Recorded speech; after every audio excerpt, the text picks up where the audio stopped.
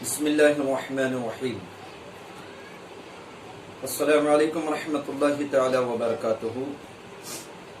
نحمده ونصلی علی رسولہ الکریم. اما بعد فاعوذ باللہ من الشیطان الرجیم. بسم اللہ الرحمن الرحیم. الصلاۃ والسلام علیک یا رسول اللہ صلی اللہ تعالی علیہ وسلم وعلی آلک واصحابک یا حبیب اللہ. معزز سامعین اہل سنت، اللہ رب کریم کا احسان عظیم ہے کہ مولا تعالیٰ مجھے اور آپ کو ایمان اور عقائد حق کی دولت سے مالا مال فرمایا. آج آپ حضرات کے سامنے میں فاروق سبحانی حاضر خدمت ہوں. اللہ تعالیٰ میری خدمتوں کو قبول فرمائے اور آپ حضرات کو عمل کی توفیق عطا فرمائے.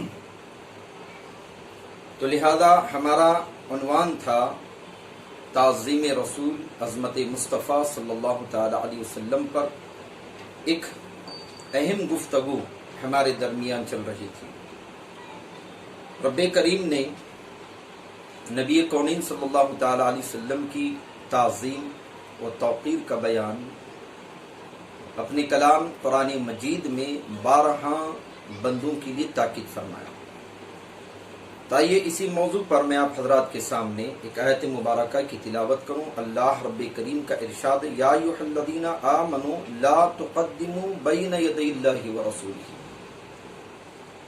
سرکار اعلیٰ حضرت رضی اللہ تعالیٰ عنہ ترجمہ فرماتے ہیں، ترجمہ کنز الایمان، اے ایمان والو اللہ اور اس کے رسول سے آگے نہ بڑھو اور اللہ تعالی سے ڈرو، بے شک اللہ تعالیٰ سنتا جانتا ہے. اللہ رب کریم نے اپنی ذات وحدانیت کے ساتھ رسالت مآب صلی اللہ تعالی علیہ وسلم کی ذات سے بھی آگے بڑھنے سے اللہ تبارک و تعالیٰ نے تاکید فرمائی. یہ فرمان خداوندی ہے، ایسا نہ سمجھیں کسی درسگاہ کی یہ تاکید ہے، نہیں، یہ اللہ تعالیٰ کا فرمان ہے. نبی کونین رحمت عالم صلی اللہ تعالی علیہ وسلم کی عظمت و شان کا یہ عالم ہے. خدا رب کریم نے اپنی کتاب اللہ میں نبی سے آگے بڑھنے کے لیے وہاں پر قانون لگا دیا اور بندوں کو تاکید فرما دی، میرے نبی سے آگے نہ بڑھو. تو قرآن نے کس قدر صاف اور واضح اعلان فرمایا، اے ایمان والوں، ہمارے مقدس رسول صلی اللہ علیہ وسلم کی بارگاہ عالی میں نشست و برخاست گفتو و شنید غرض کے ہر معاملے میں ادب و تعظیم کا دامن ہاتھ سے چھوٹنا نہ پائے. تم نہیں جانتے کہ ان کی بارگاہ عالی وقار میں بے ادبی کا انجام کیا ہوگا. اللہ تعالیٰ نے اب یہاں پر دوسرے مقام پر ارشاد فرما، نبی کی بارگاہ میں ادنی گستاخی کون سی ہو سکتی ہے؟ آئیے، وہ زمانے مصطفیٰ تھا صلی اللہ تعالی علیہ وسلم. آقا کریم صلی اللہ تعالی علیہ وسلم کے زمانے مبارکہ کے بعد آج غالباً 1450 سال گزرنے کو آ رہے ہیں. لیکن ہمارے درمیان کچھ ایسے بد عقیدہ بد مذہب لوگ رہتے ہیں جو نبی کونین رحمت عالم صلی اللہ تعالی علیہ وسلم کی شان مبارکہ میں کھلی گستاخی کرتے ہیں. اور یہ لوگ دعویٰ بھی کرتے ہیں یہ مفسر قرآن بھی ہیں، یہ احادیث نبوی صلی اللہ تعالی علیہ وسلم کا درس بھی دیتے ہیں، ان کے ہاں مکاتب بھی ہیں، مدارس بھی ہیں. اور ان کے اس بد عقید مدارسوں سے بہت سارے سینکڑوں حفاظ علماء آج زمان عالم کے ہر خطے زمین میں پھیلے ہوئے ہیں. تو صاحب، جب ان کی شروعات ہی گستاخی مصطفیٰ صلی اللہ تعالی علیہ وسلم ان کا مشن ہے، تو بھلا جو لوگ ان سے رابطہ وابستہ رکھیں گے، جو ان کی درسگاہوں میں بیٹھیں گے، جو ان سے میل جھل رکھیں گے، جو ان کے خطبات و تقاریر کو سنیں گے، ان کا حل کیا ہوگا؟ جبکہ آج بہت سارے لوگ علم سے کورے ہیں.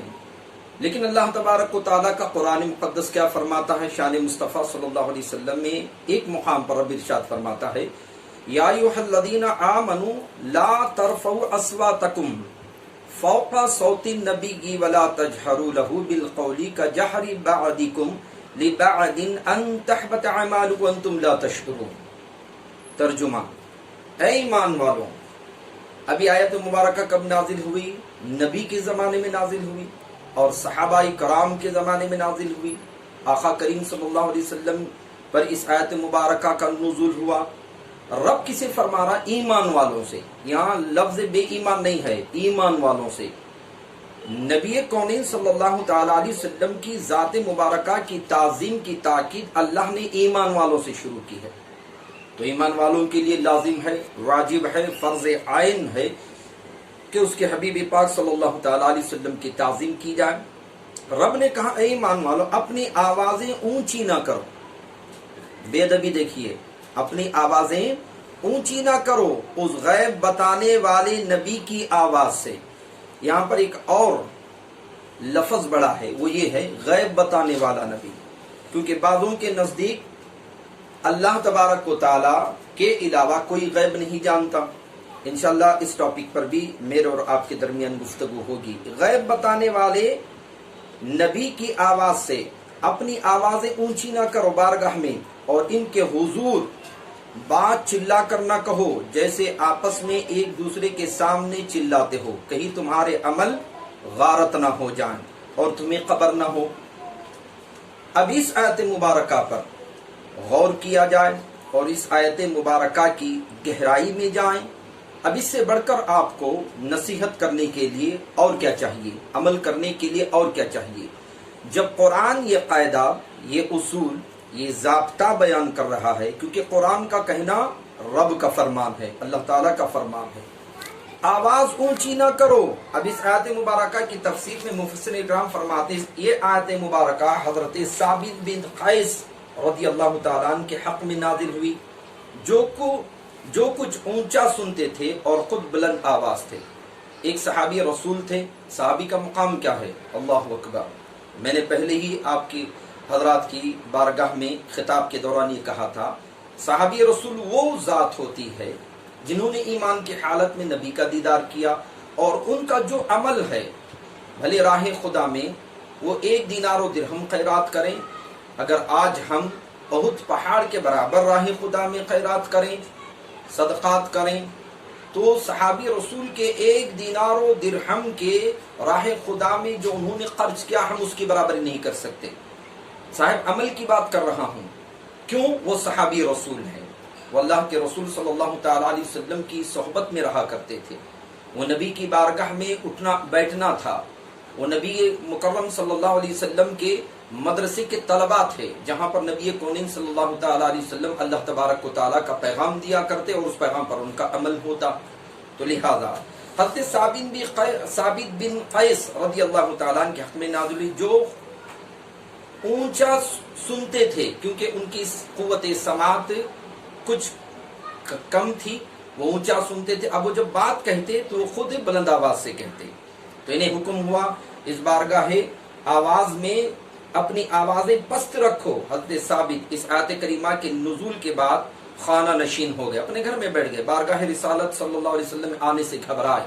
صحابی رسول ہیں، وہ صحابی تھے، کوئی بدعقیدہ نہیں تھے، تاجدار انبیاء علیہم الصلوۃ کی ذات مبارکہ وہ ذات ہے۔ اگر کوئی اہل سنت کا شیدائی، عقائد اہل سنت رکھنے والا نبی رحمت صلی اللہ تعالی علیہ وسلم کی بارگاہ کا ادب کر رہا ہے تو اسی شرک کا فتویٰ ٹھوک دیا جاتا ہے۔ کہا کہ یہ اہل سنت اور بریلی کا عقیدہ رکھنے والے یہ لوگ تو اللہ کے رسول صلی اللہ علیہ وسلم کو خدا سے بڑھا دیتے ہیں، معاذ اللہ رب العالمین۔ صاحب ہم نے وہ کلمہ پڑھا ہے جو کلمہ صحابہ نے پڑھا ہے، اشہد ان لا الہ الا اللہ واشہد ان محمدا عبدہ ورسولہ۔ ترجمہ کیا ہے؟ میں گواہی دیتا ہوں اللہ کے سوا کوئی معبود نہیں، اور محمد رسول اللہ صلی اللہ تعالی علیہ وسلم اللہ کے بندے و رسول ہیں۔ جب ہم نے اپنی زبان حال سے ایمان کے اس دائرے میں جب ہم نے یہ اعلان کیا کہ ہم رسول اللہ کو اللہ کے برابر یا اللہ سے بڑا نہیں مانتے بلکہ اللہ کا رسول اور بندہ مانتے ہیں، تو لہذا حضرت ثابت بن قیس رضی اللہ تعالیٰ عنہ جو ہیں اس آیت کے نزول کے بعد خانہ نشین ہو گئے، بارگاہ نبی میں حاضر نہ ہوئے۔ رحمت عالم صلی اللہ علیہ وسلم نے ان کی غیر حاضری کا سبب حضرت سعد رضی اللہ تعالیٰ عنہ سے دریافت فرمایا، جو حضرت ثابت بن قیس رضی اللہ تعالیٰ عنہ کے پڑوسی تھے۔ انہوں نے حضرت ثابت بن قیس سے دریافت کیا، وہ بولے کہ میں تو دوزخی ہو چکا ہوں. اللہ اکبر. صحابی رسول تھے، ان کا عقیدہ اتنا مضبوط تھا، ان کا ایمان اتنا مستحکم تھا، اتنا مضبوط تھا، لیکن ان پر خوف غالب ہو گیا. وہ خوف سے لرزنے لگے اور بارگاہ مصطفیٰ میں آنا انہوں نے ترک کر دیا. کہیں مجھ سے گستاخی ہو جائے، میں اونچی آواز میں بولوں اور میرا ایمان کہیں ضائع نہ چلے جائے، میرے عمل کہیں غارت نہ ہو جائے. تو لہذا اسی عنوان کو آگے بڑھائیں گے. وقت کی کمی ہے، وقت کی قلت ہے، وقت کا دامن تنگ ہے. آپ حضرات اس کو بغور سنیں اور اس پر عمل کرنے کی کوشش کریں. کہنے میں کچھ خامی ہو گئی تو اللہ اور اس کے حبیب کے صدقے اللہ تعالی ہماری ان غلطیوں کو معاف فرمائے. السلام علیکم ورحمۃ اللہ تعالی وبرکاتہ.